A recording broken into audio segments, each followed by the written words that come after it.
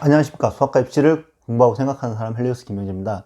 오늘은 그 생활기록부, 학교생활기록부에 그 진로 희망란을 작성하는 방법에 대해서 좀 얘기를 해보려고 합니다. 보통 진로 희망란에는 뭐 장래 직업에 대한 부분들이 들어가고 그 옆에 그렇게 선택한 이유가 들어가게 됩니다. 근데 우리 학생들은 대부분 직업만 생각을 해요. 그것이 본인의 선택이건 학부모의 선택이건 관계없이 직업에 대한 부분만 들어가 있게 됩니다. 근데요, 한번 생각을 해보죠. 왜 그걸 하냐라고 했을 때 그걸 정하기가 쉽지가 않습니다. 그쵸? 사실 솔직하게 적기가 더 쉽지 않죠. 의사가 하고 싶다. 사실 좋은 직업이기 때문에 하고 싶으신 거잖아요. 교사가 하고 싶다? 가르치는 게 즐거워서요? 언제 가르쳐 봤나요? 그리고 아이들을 좋아한다고요? 아이들 좋아하면 유치원 선생 해야죠. 초등학교 선생은 아이들을 가르치지 않습니다. 초등학교 6학년이 아이 아니에요. 자, 이렇게 전제를 깔고 들어갔을 때 왜 이 직업을 선택을 하게 됐는지에 대한 부분이 굉장히 약해집니다. 어떤 모습이, 그러니까 어떠한 그 직업을 꾸며주는 그 형용사가 빠지게 되면 굉장히 이 직업을 선택하게 된 이유에 대한 부분들이 굉장히 약해져요. 그러니까 상투적인 것들밖에 쓸 수가 없는 거예요. 그렇게 상투적인 것밖에 못 쓰면 그 이후에 자기소개서에서도 상투적일 수밖에 없는 거예요. 자기소개서에서 상투적이게 된 것이 크게 문제가 되지 않는 이유가 뭔지 아십니까? 모두가 상투적이기 때문에 그래요. 대부분이 상투적인 그런 것들을 가지고 자소서를 쓰기 때문에, 자기소개서 쓰기 때문에 문제가 되지 않습니다. 대부분이 그런 상투적인 멘트로 상투적인 어휘를 사용하고 상투적인 이유를 들면서 자기소개서를 작성하고 있기 때문에 자기소개서의 반영 비율이 낮은 겁니다. 그걸로 구분이 되지 않는 거죠. 근데 한번 생각을 해보자고요. 의사 앞에 국경 없는 의사의 의사, 국경 없는 의사회라고 하는 게 더 붙었다고 생각을 해봅시다. 그러면 왜 그걸 하게 됐는지에 대한 앞부분에부터 설명할 수 있는 거리들이 굉장히 많아집니다. 제가 가르쳤던 학생 중에 한 학생이 소년재판의 판사가 되고 싶어 했었습니다. 유튜브에 굉장히 유명한 영상 있죠. 그 호통치는 판사님 일진을 모아놓고 그 영상을 보고 감명을 받아서 그분과 같은 아이들을 도움이 되고 교화시킬 수 있는 그런 판사가 되고 싶다 라고 하는 식의 이야기를, 스토리텔링을 만들어 갈 수 있는 거가 됩니다. 스토리를 만들어 갈 수 있는.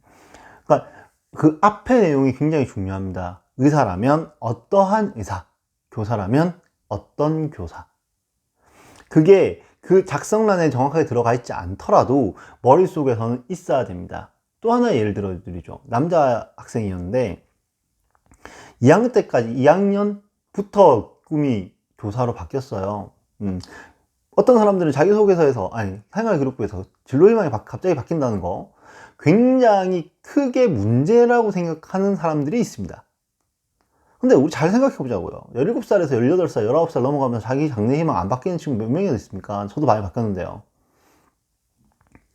저는 시인이기도 했다가 대통령이기도 했다가 혹은 대학 교수이기도 했었습니다. 살아오면서 계속 바뀌더라고요. 제가 하고 싶은 것들이. 아이들은 더 할 거잖아요. 그러면 그것이 왜 바뀌게 되었는지에 대한 이유를 정확하게 기술해 주시면 하면 됩니다. 그리고 그 학생이 교사로 바뀌었죠. 그러니까 그 학생이 생각하는 모습은 체육 부분에서 강해서 아이들과 함께 뛰어놀 수 있는 교사. 남학생에게는 굉장히 좋은 모습이죠. 그리고 지금 우리나라 그 사범대학, 사범계열 학교들, 그 다음에 교육대학에서 가장 큰 문제가 되는 게, 특히 초등학교 교원들에게서 가장 문제가 되는 게 여성 교원의 비율이 너무 많다는 거예요. 예. 그렇게 생각을 한다면, 남자 선생님의 역할로서 굉장히 적합화된 모습을 보여준 겁니다. 그렇기 때문에 그중 당연히 합격할 수밖에 없는 이야기가 되는 거죠. 서류는 반드시 통과할 거라고 생각을 했고, 서류는 통과했고, 최종까지 합격을 했었습니다. 그런 본인만의 스토리를 만들어 갈 수 있는 그게 돼야 돼요. 그러니까 단순히 기계공학자, 그러니까 기계공학과 가고 싶다는 거잖아요. 이게 누가 봐도. 아니, 아닙니까? 우리 솔직해지자고요. 그냥 기계공학자, 기계공학이 뭔지도 모르면서 기계공학자래요. 그러니까 저는 기계공학과에 가고 싶습니다 라고 쓴 거라고요. 이게 정말로 생활 기록부를 쓸 때 잘 생각해야 되는 거는 뭐냐면요, 그 학생들이 생각하는 수준의 이상 생각하는 사람들이 그걸 봐요. 그걸 보면 저도 가끔 그 생각 드는데, 기계공학자, 무슨 학자, 정치학자, 정치학과 가고 싶다는 얘기죠. 네, 작가가 국문과를 간다? 이것도 좀 되게 애매한 겁니다. 그죠? 뭐 이런 식으로 써놓고 그 과를 너무 타겟팅하는 느낌이 받게끔 하는 과들이 있습니다. 기계공학자, 컴퓨터공학자, 그죠? 기계공학과 가고 싶고 컴퓨터공학과 가고 싶습니다 라고 쓴 겁니다. 그렇게 받아들여요. 근데 기계공학 안에도 엄청나게 많은 부류가 있잖아요. 그렇기 때문에 그 엄청나게 많은 부류들 중에서 그 엄청나게 많은 것들 중에 한 분야를 파고 들어가는 것이 굉장히 중요합니다. 그래야만 설득력을 가지게 되는 이야기가 되는 거죠. 경영학자, 그러니까 경영가, CEO,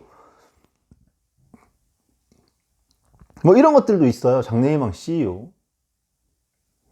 그러면 그 친구한테 면접 때 반드시 들어갈 질문, CEO가 뭐 하는 자리냐라고. 그렇게 얘기하시죠. 회사 대표라고. 그 이상의 뭔가가 머릿속에 안 잡혀 있는데 그렇게 단순히 써놓는 겁니다. 그래서는 안 됩니다. 그거 그냥 경영학과 가고 싶다고 쓴 거잖아요. 사실 경영학과 가고 싶어 쓴 거잖아요. 전문 경영인, 이게 CEO죠. 네. 뭐가 뭔지 모르지 않습니까? 그러니까 이런 식으로 우리가 그러니까 진로희망을 작성하게 됐을 때 조금 문제가 된다는 거예요. 항상 작성은 어떻게 하든 상관은 없는데 그 뒤에 설명란에, 그러니까 동기와 사유 뭐 이런 것들을 쓸 때 거기서는 반드시 내가 어떠한 모습의 것이 되고 싶다라고 하는 것들이 구체적으로 좀 드러났으면 좋겠다는 겁니다. 뭐 예전에 이런 얘기들이 있어요. 처음에는 좀 크게 가다가 나중에는 좀 구체화되는 과정. 근데 그 구체화되는 과정에서도 왜 그렇게 구체화되는지에 대해서 정확하게 설명이 돼야 됩니다. 하다못해 드라마를 보고 그 드라마 내용이 너무 감동적이어서 저는 이렇게 진로를 바꾸게 되었습니다 라고 하는 내용일지언정 써야 된다는 겁니다. 구체적으로. 제발. 이걸 이렇게 써야지 플러스 요인이다, 이렇게 쓰지 않으면 마이너스 요인이다 라는 걸 가지고 진로희망을 쓰지 말라는 거예요. 적어도 바뀌게 됐을 때 바뀐 이유나 이런 것들을 정확하게 설명할 수 있다라고 한다면 바뀌어도 크게 상관은 없습니다. 바뀌면 절대로 안 될 것처럼 얘기하는 사람들이 있는데 실제로 솔직하게 바뀔 수밖에 없는 거지 않습니까? 또한 내가 이것을 하고 싶은 정확한 목표와 이유가 제대로 설명되려면 앞에 그 형용사가 반드시 따라와야 됩니다. 그래야만 그림이 그려집니다. 그리고 제발 그렇게 진로희망을 써놨으면 그 직업에 대해서 공부 좀 하십시오. 그 직업에 대해서 조금 더 디테일하게 알아가려고 하는 노력들이 필요합니다. 안 그러면 진짜 그 직업이 뭐 하는지도 모르면서 그냥 막연히 전 이거 하고 싶어요, 이 느낌으로 진로희망을 작성하게 되는 겁니다. 그거는 초등학교 때 끝나야죠. 이거 대학 입학식 합격을 위해서 적는 거기도 하잖아요. 그러면 그 직업에 대해서 반드시 일정 수준 이상의 공부와 노력을 해 주시기를 부탁드립니다. 이게 제가 여러분들께 드리고 싶은 겁니다. 드리고 싶은 얘기입니다.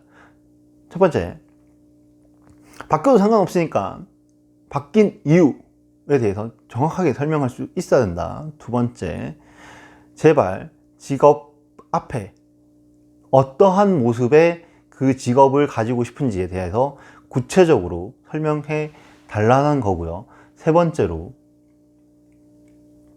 그 직업에 대해서 일정 수준 이상 공부하자는 겁니다. 그게 되지 않으면 그것이 어떠한 형태로 어떠한 과정을 통해서 쓰여지더라도 전혀 좋지 못한 형태가 됩니다. 매년 바뀌어도 상관없다고 저는 생각을 해요. 매년 바뀌어도 상관없다고 생각합니다. 하지만 왜 바뀌었는지에 대해서 정확하게 인지할 수 있도록 설명이 된다면 문제가 되지 않을 거라고 저는 생각합니다. 여튼 오늘 했던 이야기들, 지금 고등학교 들어갈 친구들, 또 3학년이 돼서 준비하고 있는 친구들, 2학년 되는 친구들 모두에게 해당되는 얘기들이니까요. 그리고 생활기록부 안에서 솔직히 얘기해서 가장 작성하기 쉬운 형태일 거니까요. 반드시 확인하시고 조금 작성하는 데 있어서 이런저런 부분에 있어서 도움을 받으시기를 부탁드립니다. 저는 오늘도 헬리오스였습니다. 여러분들의 좋아요와 구독은 저에게 큰 힘이 됩니다. 좋아요가 많은 영상들을 보면서 정말 뿌듯하기도 하고요. 구독자가 한 명 한 명 늘면서 감사하는 마음 늘 있습니다. 저는 끝까지 이렇게 갈 겁니다. 여튼 오늘도 12분 조금 넘는 시간 봐주셔서 정말 감사합니다. 건강 잘 챙기는, 학교 개학 일주일 늦어지고 학원들 휴강했다고 좋아하지 말고 공부하는 그런 일주일 되시길 바랍니다. 집에 박혀서 할 수 있는 건 공부밖에 없습니다. 감사합니다.